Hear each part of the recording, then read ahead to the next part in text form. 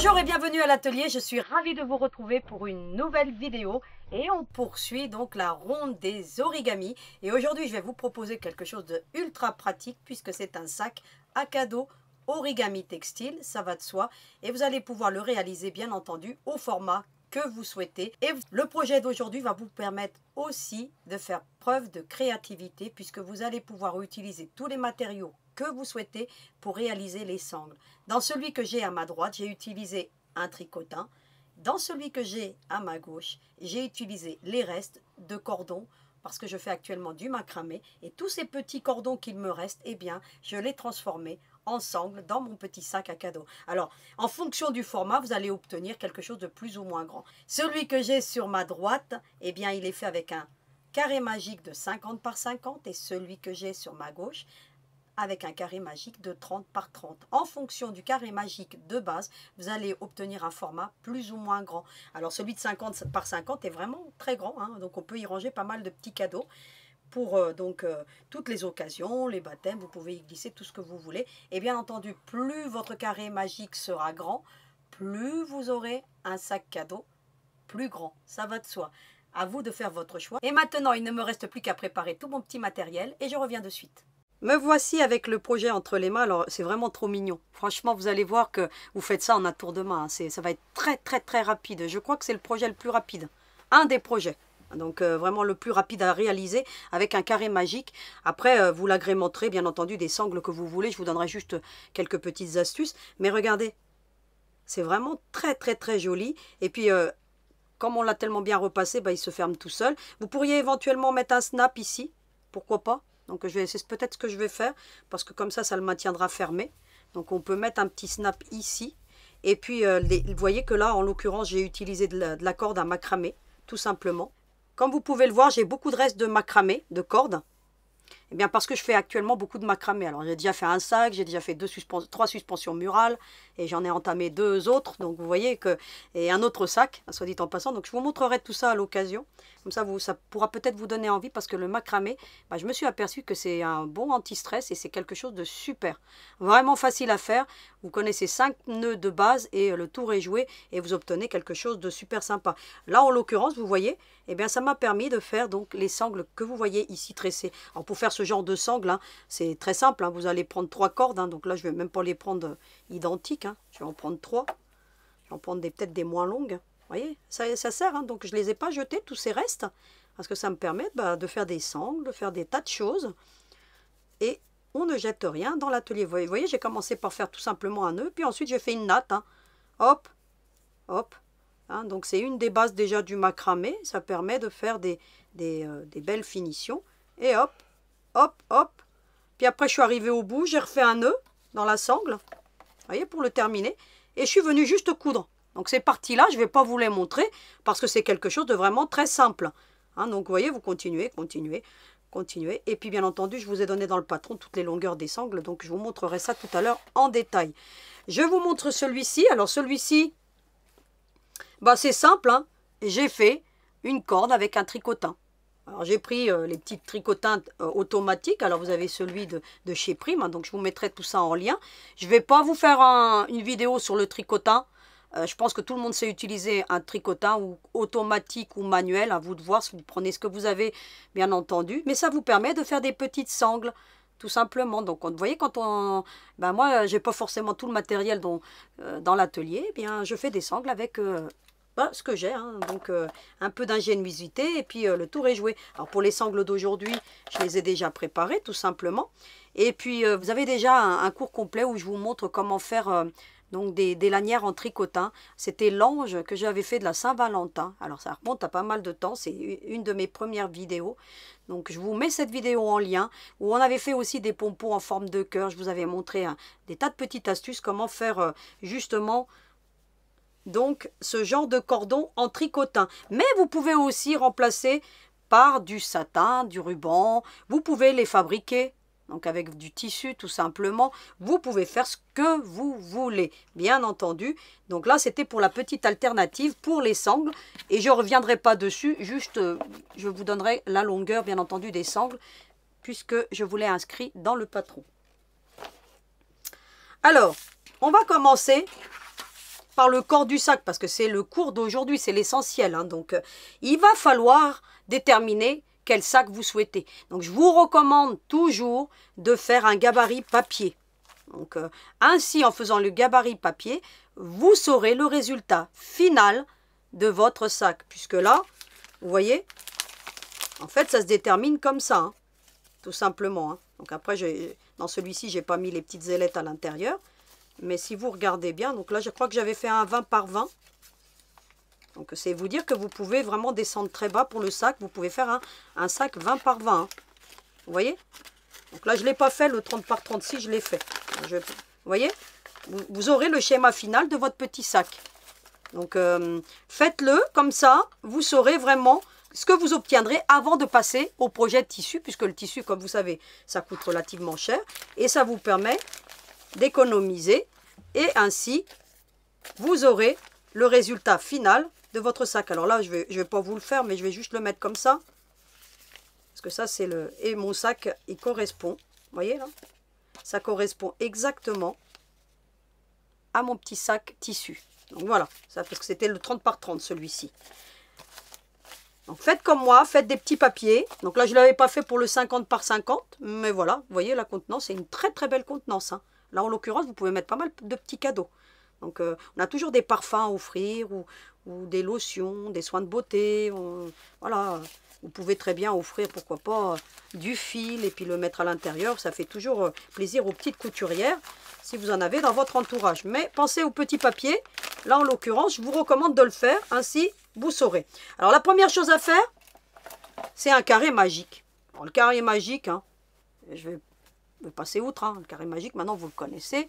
Moi là je l'ai fait de 40 par 40. Là vous avez le 30 par 30.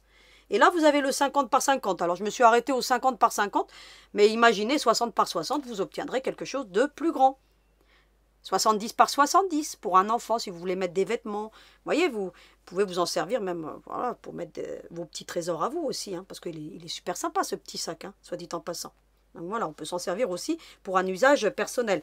Bon, moi je l'ai destiné pour les cadeaux. Donc voilà, comme ça vous savez. Alors, j'ai tracé sur mon tissu sur l'envers un carré de 40 par 40 et j'ai cousu sur le trait. J'ai laissé une petite ouverture. J'ai cousu sur le trait, comme je vous l'ai dit. J'ai coupé tout le contour. J'ai dégarni les angles. J'ai retourné. J'ai fait ressortir les angles. J'ai tout bien fait ressortir pour avoir un carré magique parfait. Hein, donc pensez à l'épingle ou si vous avez le doigt de fer pour tout faire ressortir. Bien repasser. J'ai fermé avec du thermocollant. Ça évite de faire une couture tout le contour et ce serait disgracieux. Là en l'occurrence la couture, si on devait la faire, on la verrait sur toutes les parties. Et je trouve vraiment ça pas très esthétique. Donc le thermocollant, c'est vraiment très bien pour fermer un carré magique ou alors éventuellement un point invisible. Mais pas de couture tout le contour. C'est vraiment déconseillé lorsqu'on fait de l'origami. C'est vraiment pas joli du tout. Alors vous avez dans un premier temps des schémas de pliage. Hein, donc on va le voir en détail bien entendu. Mais je voulais venir justement à la partie des sangles puisque vous les avez ici. Alors je vous ai marqué que pour un carré magique de 30 par 30, c'est-à-dire le petit sac que vous avez là. Alors je peux vous le mesurer le petit sac. Alors si vous prenez un carré de 30 par 30, vous obtiendrez un sac d'une hauteur de 11 par une largeur de 10. Mais il a une belle contenance parce que regardez, ça fait un carré en fait. Hein. Donc vous avez 10 par 10 en gros je crois. 9 les latérales. D'accord? Donc vous obtenez quelque chose avec une belle contenance. Celui-ci, il mesure avec un carré de 50 par 50. Il mesure 17. C'est un bon chiffre ça. Par 15. Vous voyez, 17 par 15 et il a une vraiment très grande contenance. Là, on peut en mettre, hein, parfum, des lotions, ce que vous voulez. Puis, c'est du solide, hein, contrairement à ce qu'on pense, c'est du solide. Il ne tient pas tout à fait bien debout tout seul. Pourquoi? Parce que, voilà, il y a le poids des sangles. Mais s'il n'y avait pas les sangles, il tiendrait debout. Mais même là, vous voyez, il tient quand même debout. Hein. Donc, c'est vous dire que bah, c'est quand même du solide. Hein. Et puis, les sangles, voilà, hein, vous allez pouvoir mettre pas mal de petits cadeaux à l'intérieur. Donc, je vous dis que pour le 30 par 30, donc, il faut 2 sangles de 26 cm. Si vous voulez les tresser comme moi, là, vous prenez des cordons de 70, en gros. Donc, il faut doubler. Voilà, 26 et 26, ça fait 60. Voilà, vous mettez 10 cm de plus pour être tranquille, parce qu'il y a le nœud, il y a tout ce qui s'ensuit, pour pouvoir le tresser. Parce que lorsqu'on tresse, il faut savoir que ça utilise beaucoup plus de longueur. Sinon, bah, vous faites un petit ruban ou ce que vous voulez de 26 cm. Voilà. À plus ou moins, hein, vous pouvez faire moins si vous voulez. Moi, j'ai recommandé 26. Après, vous faites comme vous voulez.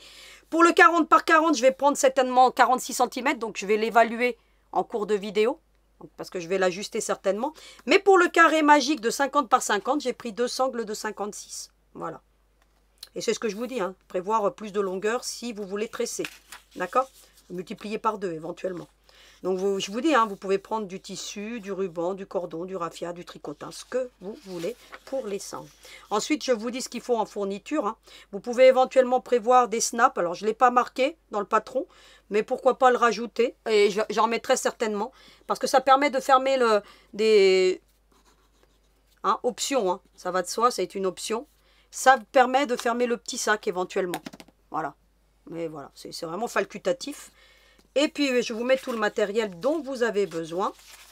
Et à la dernière page, comme habituellement, je vous mets toujours un verset. Et celui-ci, ben, je trouve que vraiment, il me parle beaucoup.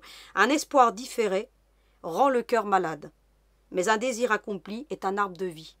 C'est-à-dire que quand on désire quelque chose, parfois on désespère et on ne l'obtient pas forcément.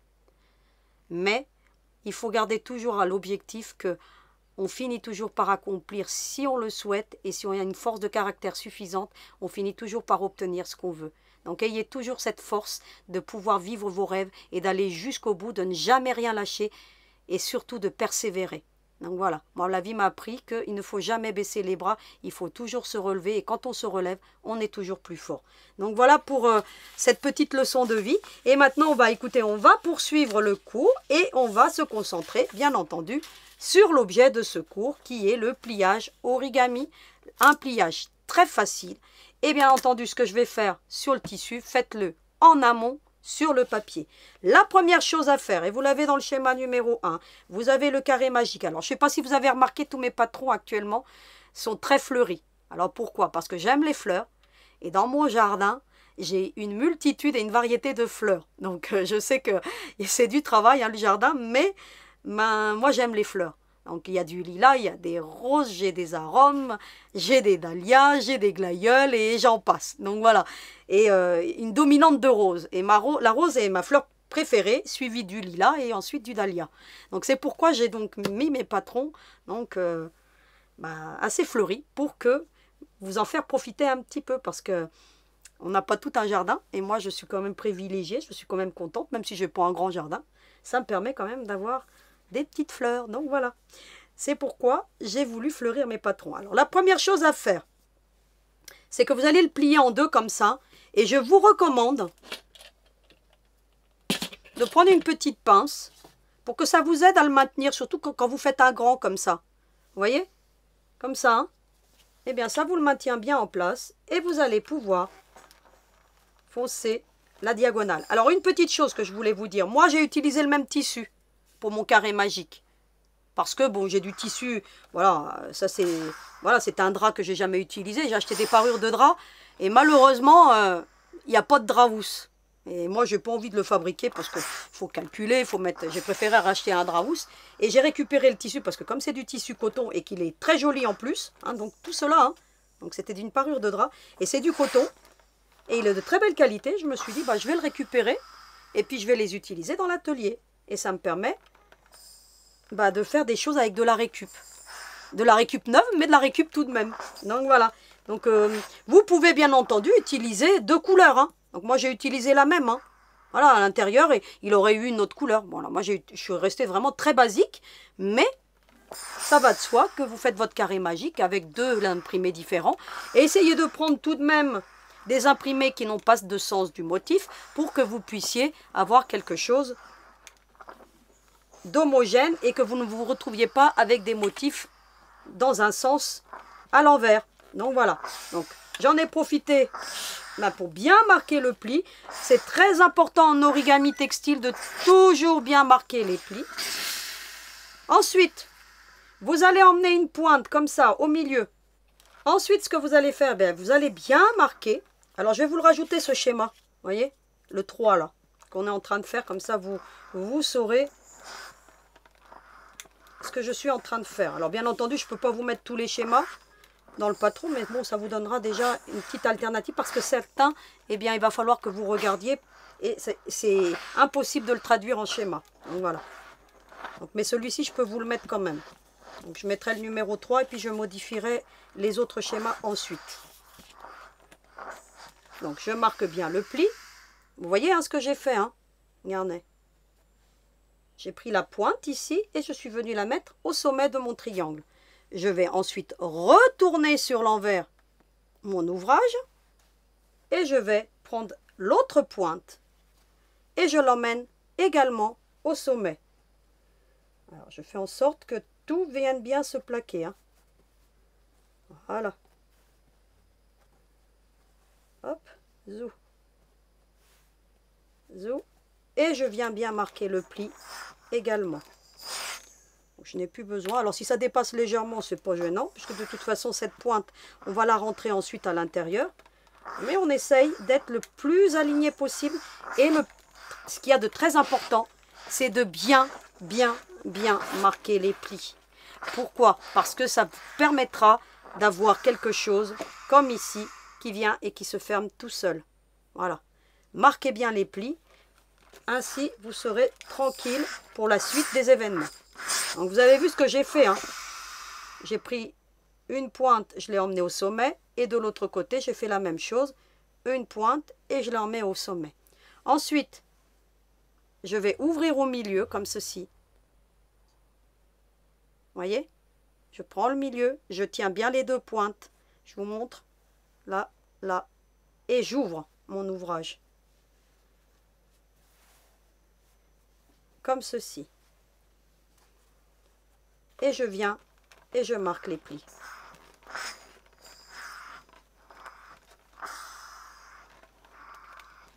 Alors l'origami, on a beaucoup de plis, parfois des plis qui ne serviront pas par la suite, mais qui nous permettent d'avoir justement des indicateurs, si vous voulez. Alors bien entendu, on marque bien les plis. Il est très gourmand en eau, mon fer, mais il est très bien ce fer. Ça fait maintenant presque 2 mois que je l'utilise. Et honnêtement, c'est le meilleur fer. Voilà, miniature que j'ai trouvé. En plus, il est lourd, le débit en plus, j'aime bien le bouton. Ceux qui sont sur le dessus, au bout d'un moment, les boutons, ils s'abîment. Hein. Voilà, ils sont très bien, mais voilà. Celui-ci, j'ai un bouton sur le côté, là, j'appuie toujours dessus. Et ça parle de lui-même. Hein. Vous voyez un petit peu, je suis enfumée. Hein. Voilà. J'en profite, je retourne, je remarque bien les plis de l'autre côté. Et là, c'est quasiment terminé. Vous avez ici le milieu. Et c'est ce que je vous mets. Hein. Alors, dans les prochaines étapes, vous voyez, là, c'est ce qu'on a obtenu. Hein, avant de l'avoir ouvert. Donc, après, vous avez une étape entre les deux. Mais voilà, je ne peux pas vous le mettre. Hein, parce que pour l'ouvrir, voilà, je vous l'ai montré. Hein. Hein, vous obtenez ce genre de choses, en fait. Hein. Regardez. Vous voyez, c'est plié là, quand on l'a ouvert, et c'est plié ici. D'accord? Ensuite, ce que vous allez faire, vous allez prendre une règle, et vous allez mesurer de la pointe au milieu. C'est ce que je vous mets ici. De la pointe au milieu. Eh bien, vous obtenez 20. Eh bien, 20, là, divisé par 2, ça fait 10. Hein. On est d'accord, hein? Et vous mettez une petite marque à 10 cm. Eh bien, ça va vous permettre, cette petite marque, de venir prendre la pointe opposée et de venir la plaquer comme ceci. Et vous allez repasser.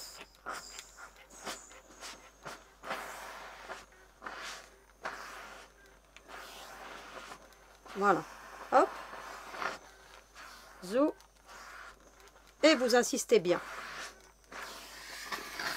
Ensuite, vous allez reprendre la pointe que vous avez ici et vous allez longer le pli qui est là. Et vous obtenez, en fait, vous obtenez la même chose qu'on a ici ou ici. Hein. Mais là, ce serait plus ici si on regarde dans la forme. Regardez.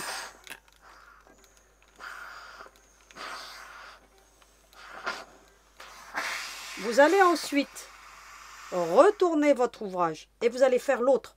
Et l'autre, vous allez vous servir de l'alignement de ce que vous venez de faire. Vous voyez? Comme ceci. Et vous allez marquer.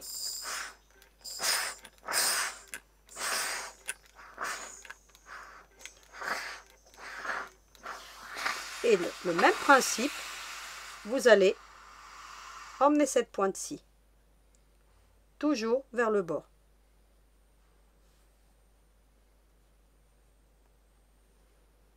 Et vous allez marquer le pli de nouveau. Alors faites attention, c'est chaud, hein.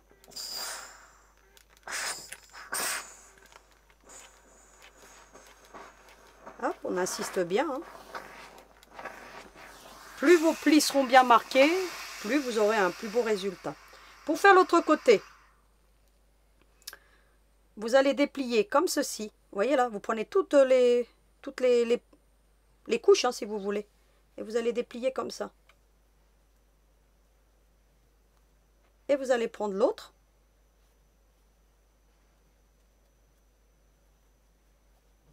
Et ça va vous le marquer si vous voulez. Comme ceci. Ou alors vous dépliez tout et puis vous divisez encore et puis ça vous l'emmène, hein, à la pointe. Hein, vous voyez?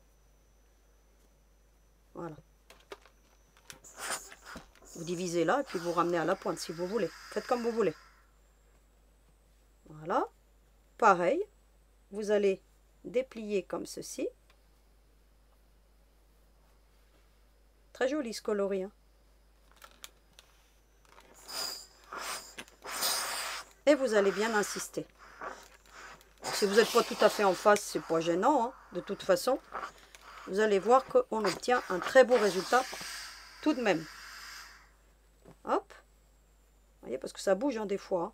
Mais c'est pas grave. Ensuite, vous allez emmener l'autre dans l'alignement de la même manière. Vous avez compris le principe. Hein.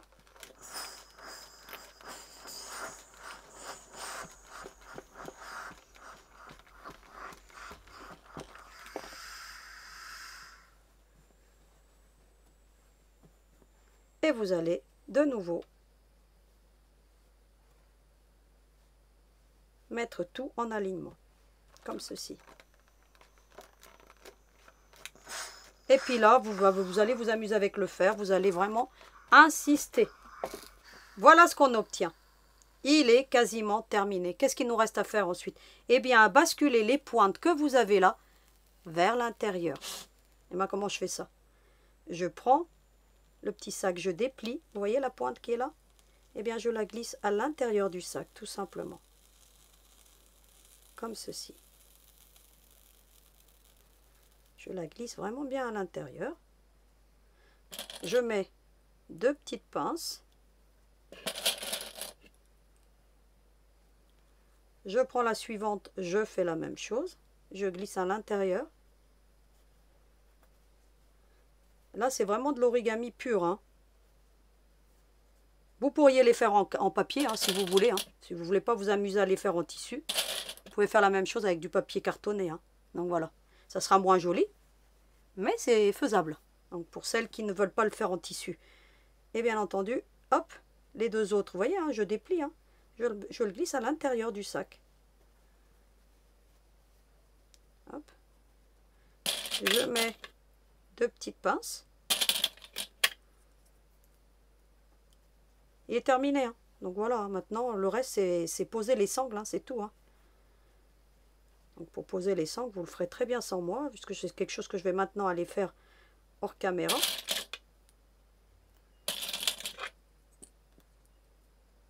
Voilà, il est terminé. Ensuite, vous avez juste à défaire un petit peu le fond comme ça. Et voilà, le sac est terminé. Regardez. Voilà. Regardez comme c'est joli. Bien entendu, je ne l'ai pas arrangé là. Donc, il faut bien l'arranger. Voilà ce qu'on obtient. Alors, qu'est-ce que moi je vais faire maintenant? Je vais prendre les sangles. Alors, je vais vérifier que j'ai les bonnes longueurs. Donc, je vais rentrer les fils avant. Hein. Eh bien, ça me paraît pas mal. Surtout que je vais faire un nœud au bout. Hein, comme ça. Vous voyez? Je vous recommande de faire le nœud parce que ça fait... le serrez pas de trop. Hein, vous voyez? Et puis, regardez comment c'est joli. Je vais faire la même chose avec l'autre. Alors là, je vais rentrer le fil. Hein. Donc, je prends une aiguille. zou, je le rentre à l'intérieur. Et j'ai plus qu'à venir coudre. Et quand je vais coudre, je fais attention, hein, je fais comme ça, vous voyez, pour ne pas prendre le reste. Et ça va prendre le petit morceau qui est à l'intérieur. Je vous montre, hein, comme ici, là. Vous allez bien comprendre. Vous voyez, ça vous le prend, cette pointe-ci. Ici, vous pouvez même mettre un petit bout de thermocollant, mais je ne vous le recommande pas trop parce qu'il y a trop d'épaisseur, hein, j'ai galéré. Hein.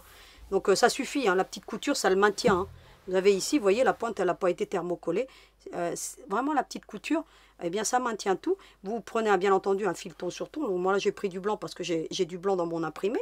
Mais vous voyez ce qu'on obtient. Hein. Donc, ça, vous le ferez très bien sans moi.